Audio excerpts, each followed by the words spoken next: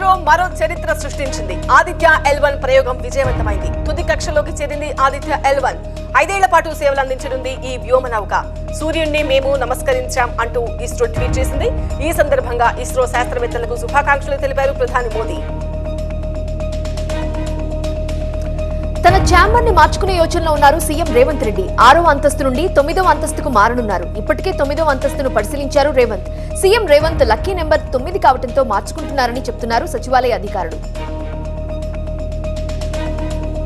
సంక్రాంతికి స్పెషల్ బస్సులు ఏర్పాటు చేశామన్నారు టీఎస్ఆర్టీసీ ఎండీ సజ్జనార్. సంక్రాంతికి నడిపే బస్సుల్లో మహాలక్ష్మి ఫ్రీ బస్ స్కీమ్ అమలవుతుందని చెప్పారు.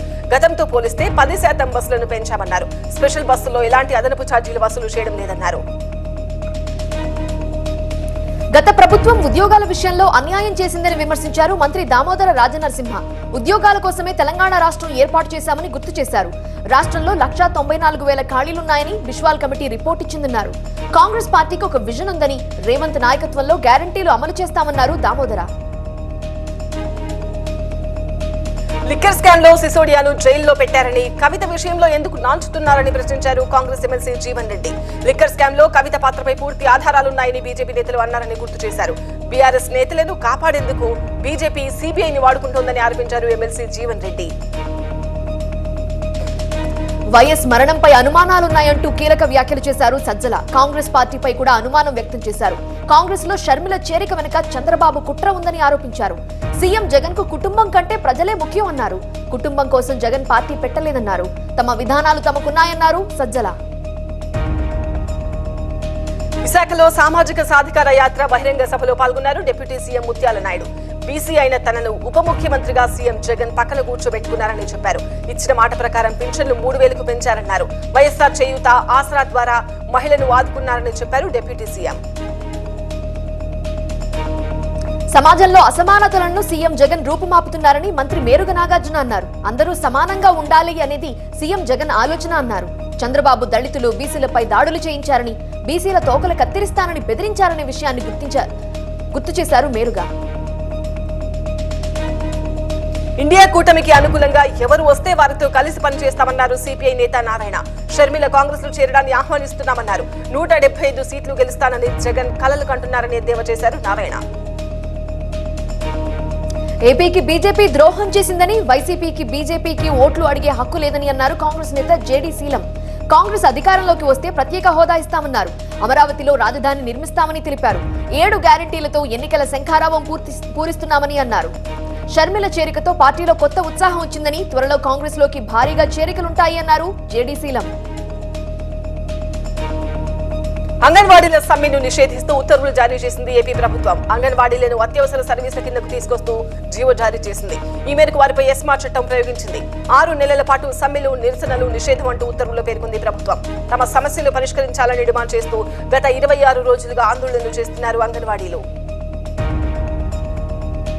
ఎస్మాపై స్పందించారు సజ్జల రామకృష్ణారెడ్డి. బాలింతలు, పసిపిల్లలు ఇబ్బంది పడుతుంటే చూస్తూ ఊరుకోమన్నారు. అంగన్వాడీలు సమ్మె మొదలుపెట్టి నెల దాటిందని, ఇంకా అలానే వదిలేయాలా అని ప్రశ్నించారు. చాలా డిమాండ్లకు అంగీకరించామని, 1-2 డిమాండ్లపై పట్టుబడుతున్నారని సజ్జల అన్నారు. ప్రకాశం జిల్లా కనిగిరిలో చంద్రబాబు పర్యటన కొనసాగుతోంది. అన్నా క్యాంటీన్ ఏర్పాటు చేసి ఏడాది కాలం పూర్తి చేసుకున్న సందర్భంగా శిలాఫలకాన్ని ఆవిష్కరించారు. క్యాంటీన్ పరిశీలించిన ఆయన అక్కడికి వచ్చిన కార్యకర్తలకు, ప్రజలకు స్వయంగా భోజనం వడ్డించారు. కార్యకర్తలు, అభిమానులతో కలిసి సెల్ఫీలు దిగారు చంద్రబాబు. తిరువూరు సభను దిగ్విజయంగా నిర్వహిస్తామని కేశినేని చిన్ని అన్నారు. కేశినేని నాని తమ ఎంపీ అని, సభకు ఆయన వస్తారని అనుకుంటున్నారని అన్నారు. అందరం కలిసికట్టుగా పనిచేస్తున్నామన్నారు. చంద్రబాబు కోసం కృష్ణా ప్రజలు ఎదురు చూస్తున్నారని అన్నారు చిన్ని.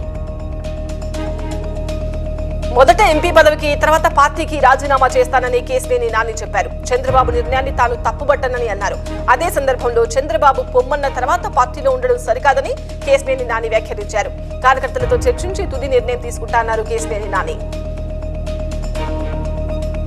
మరోవైపు ఎంపీ కేశినేని నానిపై విమర్శలు చేశారు పొట్లూరి ప్రసాద్. బెజవాడికే నాని గుదిబండలా తయారయ్యారని తీవ్రంగా మండిపడ్డారు. పార్టీ పుణ్యమా అని 10 ఏళ్లు బండి కొనసాగించారని, బ్యాంకులు, జనాలు, ఉద్యోగులని పీల్చి పిప్పి చేశామంటూ మండిపడ్డారు పీవీపీ. ఇకనైనా వట్టి మాటలు కట్టిపెట్టి మూలన పడి ఉండాలంటూ ఎక్స్ లో పోస్ట్ చేశారు. 2-3 నెలల్లో ఎన్నికలకు వెళ్తున్నాం అన్నారు ఏపీ బీజేపీ అధ్యక్షురాలు పురంధేశ్వరి. కేంద్రం పథకాలను గ్రామ స్థాయికి తీసుకువెళ్తామన్నారు.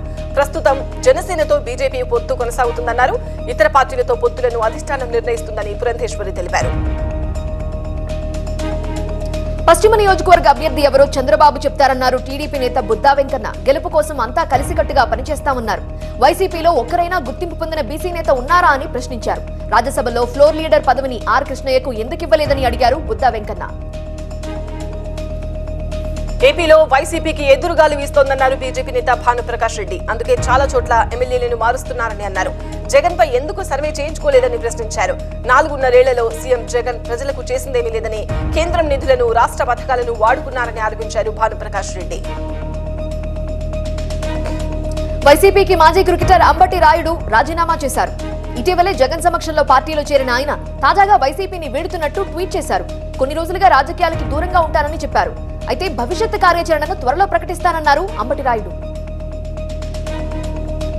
కాంగ్రెస్ ప్రకటించిన 6 గ్యారంటీలను అమలు కావద్దని ప్రతిపక్షాలు కలలు కంటున్నాయని డిప్యూటీ సీఎం భట్టి విక్రమార్క అన్నారు. బీఆర్ఎస్ కలలు కల్లలుగానే మిగిలిపోతాయన్నారు. గ్యారంటీల అమలుకు బడ్జెట్ ప్రిపరేషన్ కోసమే ప్రజాపాలనలో దరఖాస్తులు స్వీకరిస్తున్నామని స్పష్టం చేశారు.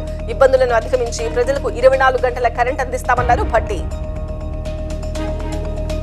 హైదరాబాద్ కు వచ్చిన మాజీ రాష్ట్రపతి రామ్నాథ్ కోవింద్ ను మర్యాదపూర్వకంగా కలిశారు Telangana CM Revanth Reddy. Raj Bhavan lunch meet లో పాల్గొన్న సీఎం రామ్నాథ్ కోవింద్ ను సత్కరించి వెండి వీణను బహూకరించారు. త్వరలోనే జిల్లాల్లో కేసీఆర్ పర్యటనలు ఉంటాయని చెప్పారు మాజీ మంత్రి హరీష్ రావు. కేసీఆర్ త్వరలో సంపూర్ణ ఆరోగ్యవంతుడై ప్రజల మధ్యలోకి వస్తారన్నారు.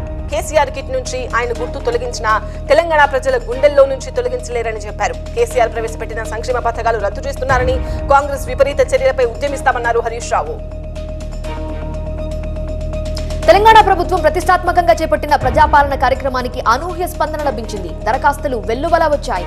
అయితే ఈ ప్రజాపాలన దరఖాస్తుల స్వీకరణ గడువు నేటితో ముగిసింది. ఇప్పటికే తెలంగాణ వ్యాప్తంగా ప్రజాపాలన దరఖాస్తుల సంఖ్య 1 కోటి దాటింది. హైదరాబాద్ లో జరగాల్సిన ఫార్ములా ఈ రేస్ రద్దయింది. ఫిబ్రవరి 10న ఫార్ములా ఈ రేస్ లో భాగంగా ఈ ప్రిక్స్ ఈవెంట్ జరగాల్సి ఉంది. ప్రభుత్వం నుంచి అనుమతి రాకపోవడంతో ఈ ఈవెంట్ ను రద్దు చేస్తున్నట్టు నిర్వాహకులు ప్రకటించారు.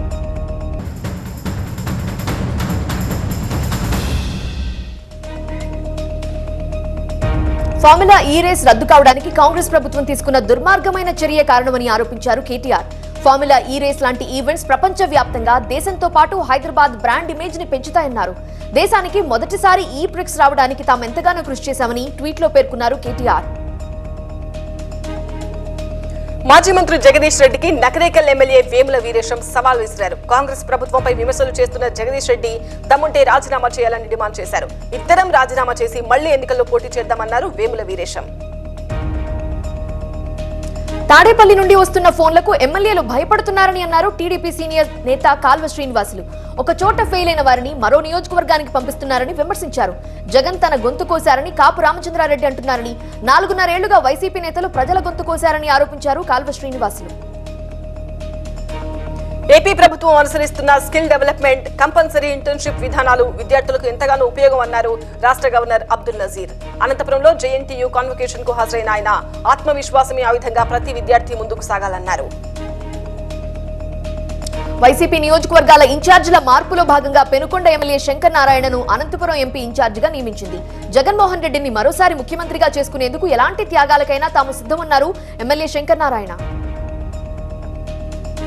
ములుగు రోడ్డు దగ్గర ట్రాఫిక్ ఎస్ఐ డేవిడ్ ఒక వాహనదారుడి నుంచి లంచం తీసుకున్నట్టు ఆరోపణలు వచ్చాయి.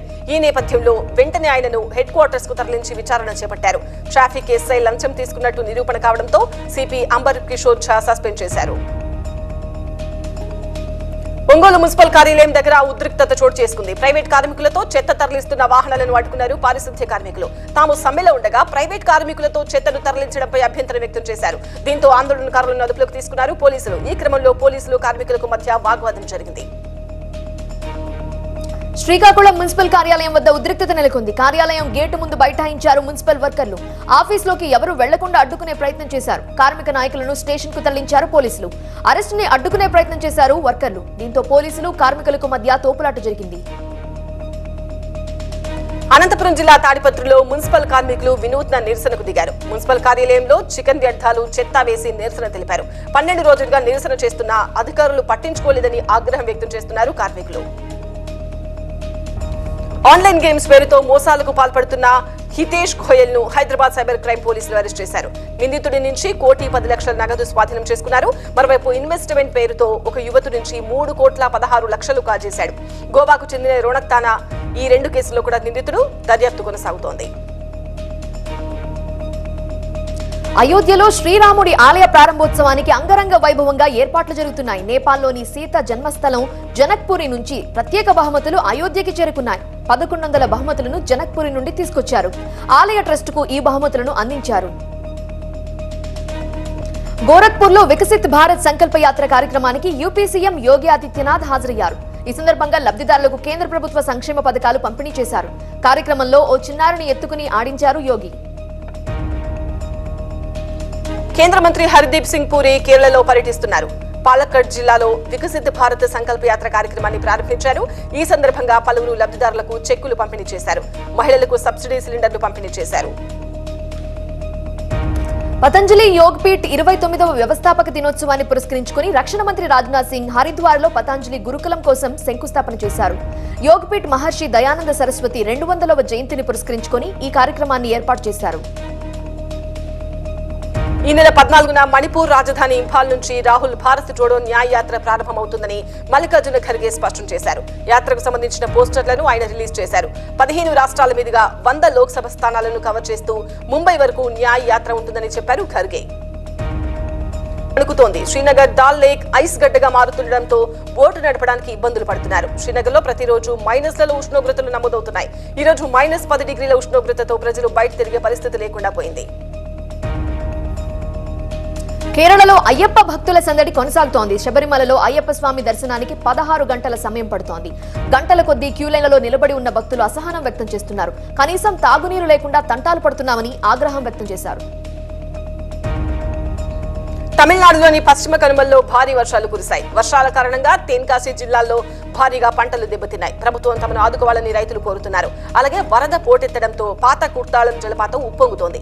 జలపాతం దగ్గర నీటి మట్టం పెరగడంతో సందర్శకులకు అనుమతి నిరాకరించారు.